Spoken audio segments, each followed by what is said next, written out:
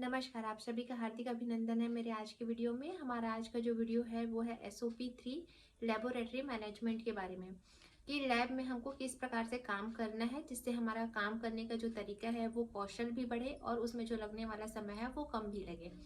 तो इसमें जो सबसे बेसिक चीज़ है वो है कि हमारे अस्पताल में जो LT कार्यरत है उनको सबसे पहले तो सारे टेस्ट के बारे में जानकारी होनी चाहिए। उनको पता होना चाहिए कि उनके हॉस्पिटल में क्या क्या जांच की सुविधाएं उपलब्ध हैं और वो सभी जांच को करने में वह पारंगत होने चाहिए। सेकंड जो बेसिक चीज़ है वो है कि आपके अस्पताल में जो जो जांचें होती हैं उन सभी जांच का एक प्रॉपर लिस्ट बना हुआ होना चाहिए विथ टर्न अराउंड टाइम, कि उस टेस्ट में कितना टाइम हमको लगना है। और ये जो लिस्ट है वह होना चाहिए पेशेंट के वेटिंग एरिया में, मतलब जो लैब के जो पेशेंट हैं जहाँ पे वो बैठे हुए हैं उनका जो वेटिंग एरिया है वहाँ पे ये जो लिस्ट है वो लगा हुआ होना चाहिए। अब इसके बाद देखते हैं स्टेप बाय स्टेप कि क्या प्रोसीजर फॉलो करना चाहिए एक LT को अपने लैब में। सबसे पहले अगर आपके पास जब पेशेंट आते हैं तो आपको उनको ग्रीट करना है। Greet the patient with smile.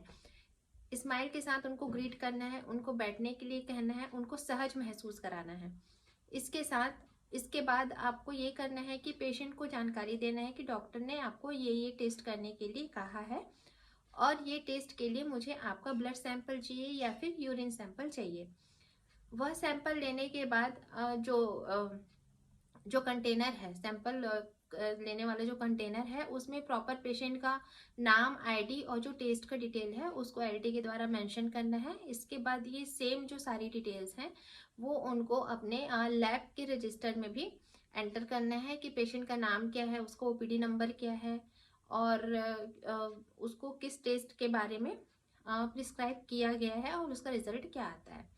ये सारी चीज़ें मेंशन होनी चाहिए। इसके बाद जो है आपको पेशेंट को प्रॉपर काउंसलिंग करना है कि आपका ये टेस्ट लगा है, मैंने इसके लिए आपका सैंपल लिया है और आपको आगे इतना समय लगेगा रिजल्ट आने में, तब तक आप जो है वेटिंग एरिया पे रेस्ट कर सकते हैं। जब उसका रिजल्ट आएगा तो रिजल्ट को वापस से अपने उस जो रजिस्टर है लैब का उसमें आपको मेंशन करना है और इसके साथ ही जो प्रॉपर एक फॉर्मेट आता है लैब रिपोर्ट का, वो स्टैंडर्ड फॉर्मेट में आपको प्रिंट किया हुआ रिपोर्ट पेशेंट को देना है। ये हो गया पेशेंट अगर आपको OPD में मिलते हैं तब की बात है।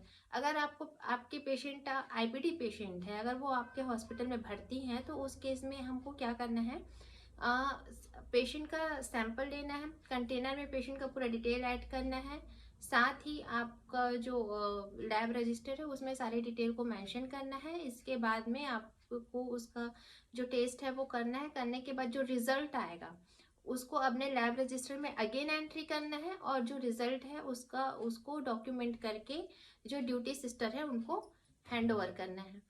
तो ये है दो प्रोसीजर। पहला तो अगर पेशेंट OPD में आता है तो आपको क्या करना है, और दूसरा कि अगर पेशेंट IPD में है तो आपको किस प्रकार से अपना कार्य करना है।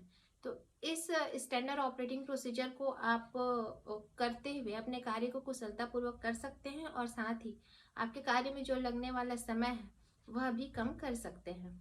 मेरा ये वीडियो अंत तक देखने के लिए आप सभी का बहुत बहुत धन्यवाद।